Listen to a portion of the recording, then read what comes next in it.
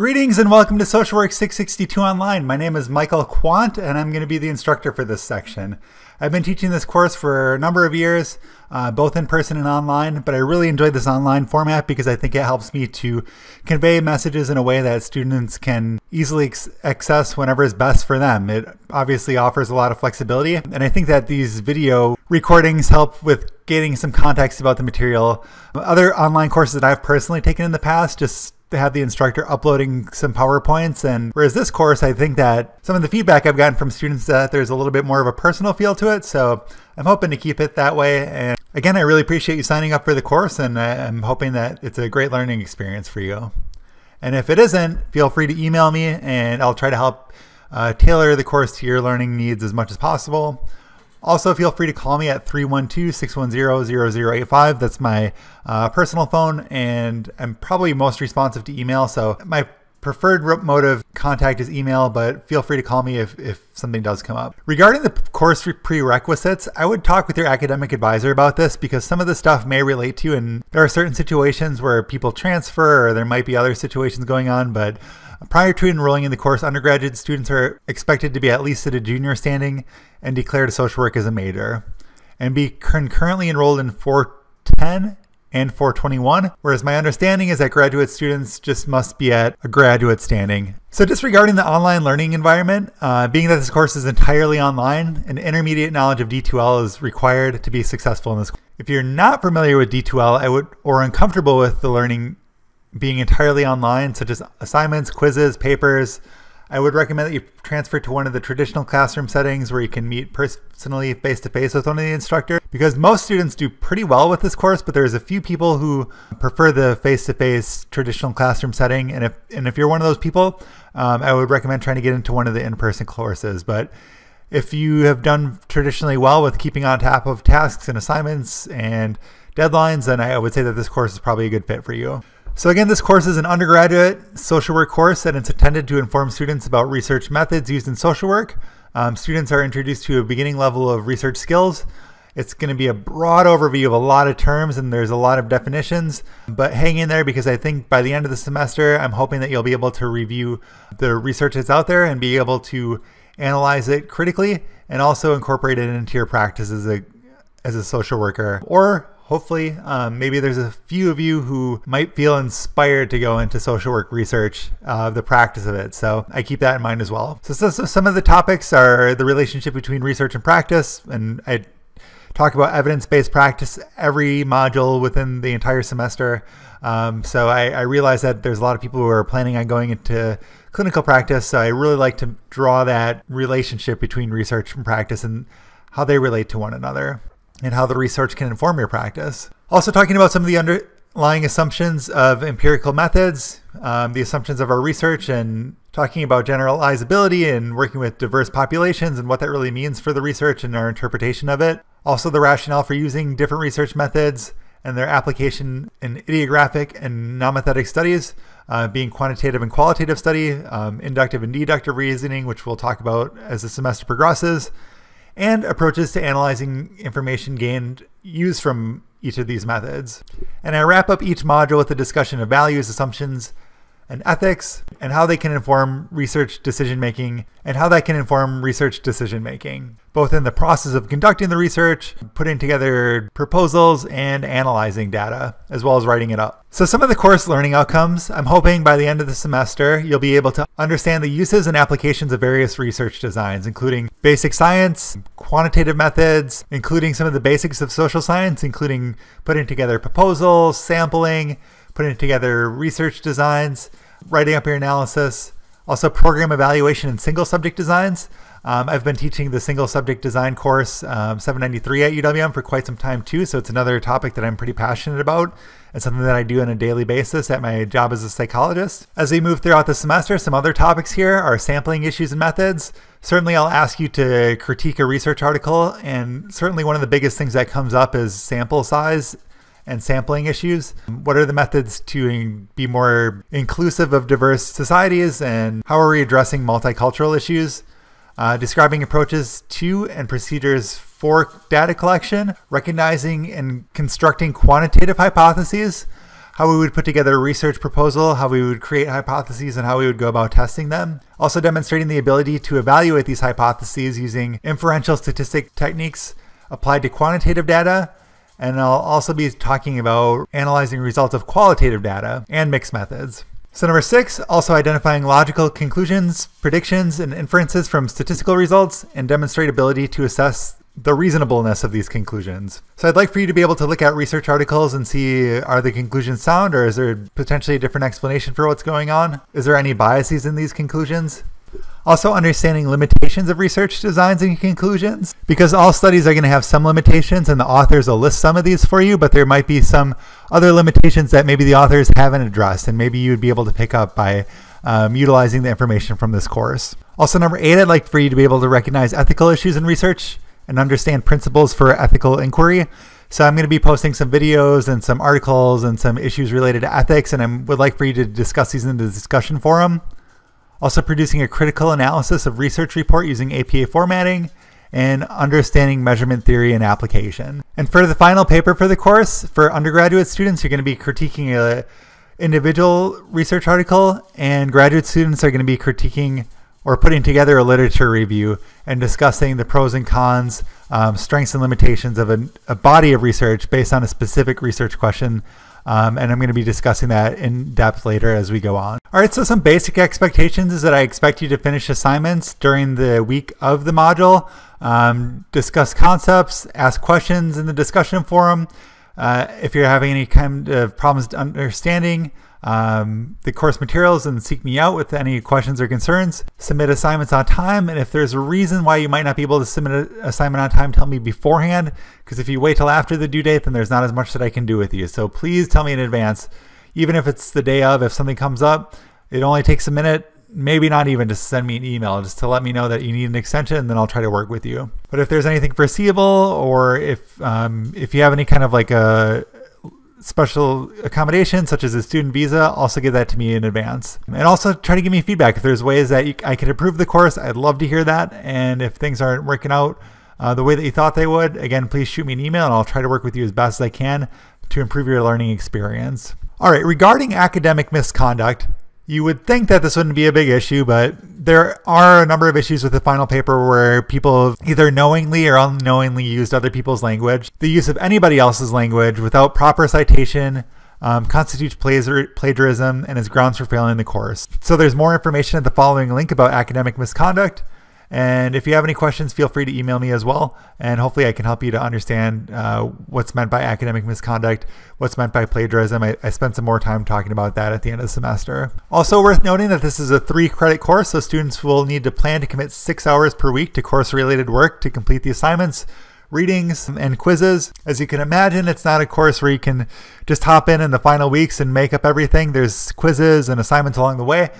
So please be on top of things and hold yourself accountable to checking in regularly. Also, I'm not going to read all these university policies, but there's a link to a PDF that has all university policies about student expectations, academics conduct, etc. But I do think it's worth bringing it up. If you are a student with a disability and you have a student visa, please let me know. Here's a link for reasonable accommodations made for students with disabilities. If it's something that I can accommodate, please let me know as soon as possible, and I'll work with you to make sure that I can still meet your learning needs. The required textbook is Engel and Schutt 2016, The Practice of Research in Social Welfare. This is the most current edition, and I think it's an excellent textbook to kind of give a broad overview of a lot of information, but covered concisely at the same time. There's also online resources for students who do have more questions or have more specific questions regarding the text and the course materials. So regarding the course schedule, obviously when you see the syllabus online, there'll be the dates in here. Right now I'm just going to break it down by module. So I try to develop the course in a way that mirrors the research process itself. So earlier on, we introduced the steps into research process, generate research questions, and be ethical about your research. In Module 3, I'll post quiz number 1, and I'll also post a video that's got a review of the first 3 modules and what to expect for the quiz. Most students, if they put in an adequate amount of time to do the studying and watching the review session, do really, really well. You've got an hour and a half, 90 minutes to take the quiz, which most students have no problem finishing it within that time frame. In Module 4, I post SPSS homework number 1, which is the only SPSS homework for the semester, which would require you to either have SPSS access on your personal computer or to come to UWM and use one of our computers on campus. If there is some reason where you're studying abroad and don't have access to SPSS or whatever it may be, please just shoot me an email and I'll come up with a workaround for you. But almost all students figure out a way to do it. Also worth pointing out in Module 5, for graduate students, I'm expecting you to give me just 1 to 2 paragraph description of what you're planning to do for your literature review. So by the 5th module, I want you to give me just a little bit of an introduction to where you're going with your final paper. This helps students to stay on track. And the feedback that I've got is that students generally like having those check-ins throughout the semester because it kind of keeps them on track and gets them thinking. And then they can kind of break up their paper in segments throughout the semester. And I've noticed that students have higher quality papers when I do it this way. All right, so by Module 6, you'll have had 2 weeks to complete the SPSS homework. So that's going to be due. And then we're going to kind of go into tools that you can use to answer the research questions. So I'll be discussing group experiments, single system design, and survey design, as long as qualitative designs and evaluation design. And so go ahead and just be mindful of the dates for completing the quizzes. So in Module 8 is when Quiz 2 is going to be available. And you'll have until the beginning of Module 9 to complete the quiz. So to summarize the last few modules here is ensuring that you have an argument in your research, interpreting qualitative and quantitative data. And in Module 13, Quiz 3 will become available and graduate students will have another draft of the paper due. And then Module 14 is essentially just discussions, conclusions, and I'll have the due date posted for your final papers. So now that I've given an overview of the course, I'd just like to give some expectations that I have for students. Students are expected to submit all their assignments in Word documents to the appropriate Dropbox on D2L. Again, students must work in their own words. If you're going to be using a direct quote, only 1 per page. Using direct quotes following APA format, using source, date, page number, etc. Failure to comply by these can be grounds for failing. And I do run papers through similarities, plagiarism checkers. This isn't meant to scare you or torment you or to cause you any kind of anxiety. All papers are going to have some similarities, but I've had examples in the past where most of the paper has been kind of copied and pasted. All right, so another expectation is that I would hope that you would contact me if you're having any questions about the course or the quizzes. And if you're having difficulty, again, please feel free to email me or give me a call. But I do not offer extra credit, so if you're struggling with the course, it's not one where you can kind of just catch up at the end or get some extra credit to get a passing grade. Please let me know before we get to that point. Also, students are expected to complete all assignments by the end of the semester. There are some very, very rare cases where somebody might get an incomplete on an assignment. In case of serious illness, unusual, rare circumstances, rarely really ever happens. Actually, I can only think about one example in the many years and multiple courses that I've taught. It's very rare. So for information, you can revert to the university policies. But again, it would be something where you'd have to talk to me in advance. Students are also expected to contact the instructor within 2 weeks of receiving a grade on an assignment that they felt had been graded unfairly. And for more information, again, I'm going to defer to the student university policies. All right, regarding the course policies, online participation, students are expected to review all the course materials and expected to complete quizzes on time and at least 8 posts in the discussion forum. And that doesn't mean any kind of post counts, not like a yes, I agree, but like 8 thoughtful posts minimum. If you do have illness or emergency, you're expected to let me know as soon as possible, and I'll try to work with you again. Regarding late assignments, students are to submit assignments before the due date unless they talk to me in advance. And if I do give you an extension, I will grade late assignments, but 1 letter grade deducted per each day past the due date. So I'll give you up to 5 days past the due date. Otherwise, it's going to be given a 0. And that's for assignments only, not the quizzes. Again, if you have any kind of religious observations or if you have any kind of student disabilities, again, please let me know. If you have a student visa, please let me get that as soon as possible, but at least within the first 3 weeks of the class, because if you tell me about it after the quiz, then it's too late. Again, just to reiterate, incompletes are kind of rare, and if you want to contest a grade, please contact me first. And cheating and plagiarism are not acceptable, and I'll be covering this in depth later in the semester. Regarding grades, you'll get up to 5 points for participation if you have 8 quality discussion posts.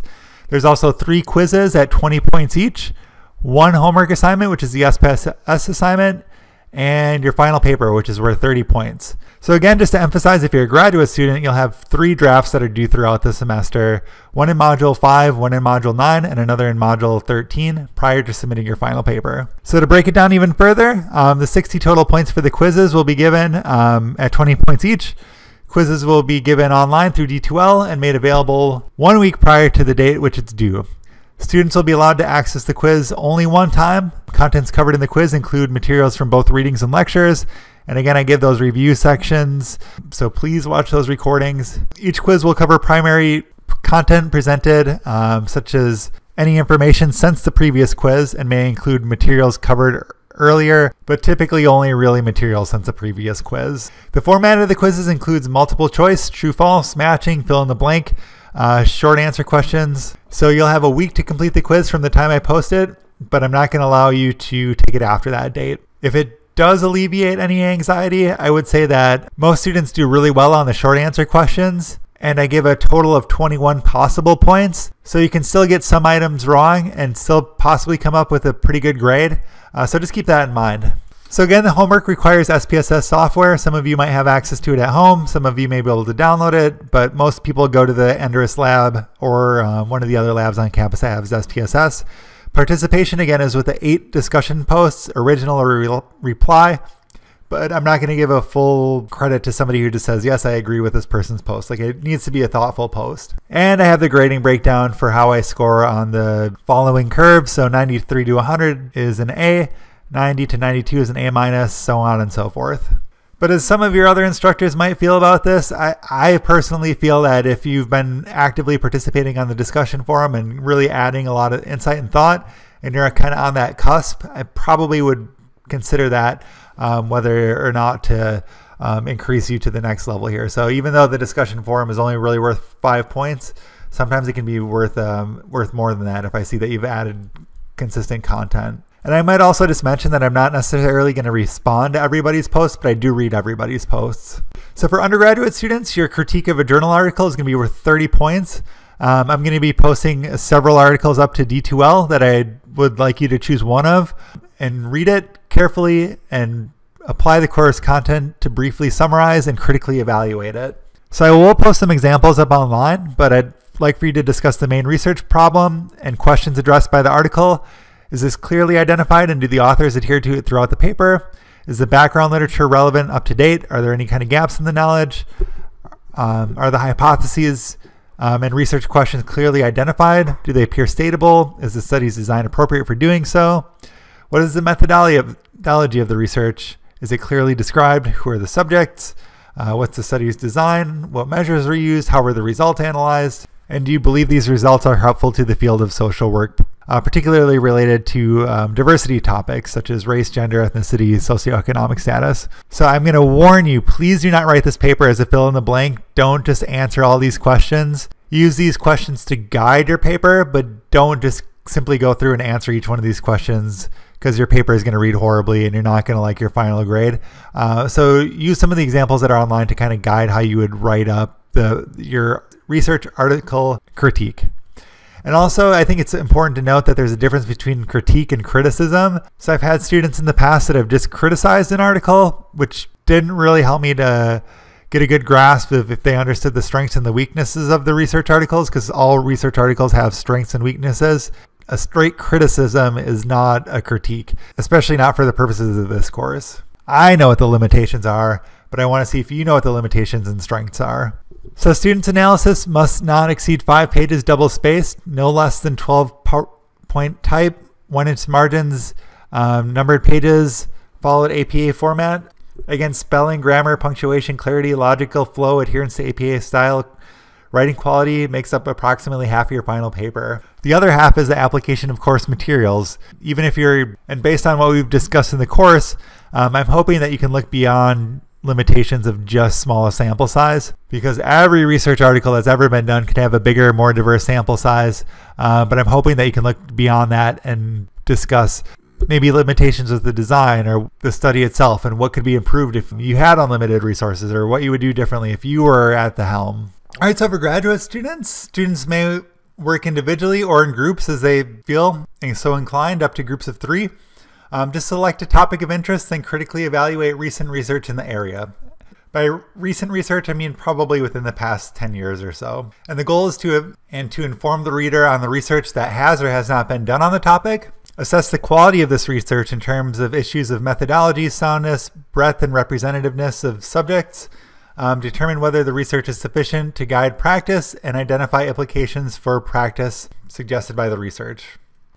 And the paper is a review of the literature, but written from a research perspective. What I mean by that is that you should be addressing the key issues regarding whether the research that's been done has been sufficient and rigorous to allow for a practitioner to apply the findings to their practice.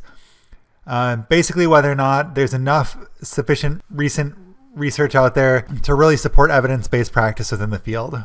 Some other guidelines is to be sure that your topic isn't too broad. So for example, rather than choosing to review research on addiction, you might want to narrow down your topic to treatment for gambling addiction, or effectiveness of psychosocial interventions for cocaine addicts, or relapse prevention, so on and so forth. And review empirical studies only, and limiting your analysis to studies in which someone has, in a systematic way, collected data on some type of research question and analyze these data in a similarly systematic way.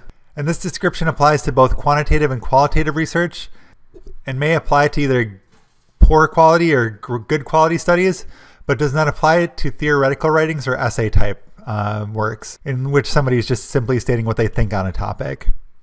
Again, you should focus on recent and relevant studies for your topic, so don't waste your time writing a review of something that's out of date or does not focus on recent issues, and focus on depth rather than breadth. So given our limited space and time, it's unlikely that you'd be doing a good job with more than 5 to 8 empirical works. So I would say it's probably best to stick to 5 to 8 rather than trying to do 20 to 30, because then you're probably not going to be doing as good of a job. So a good way to begin the paper is to read some of the example papers, and I'll post some of the example reviews online.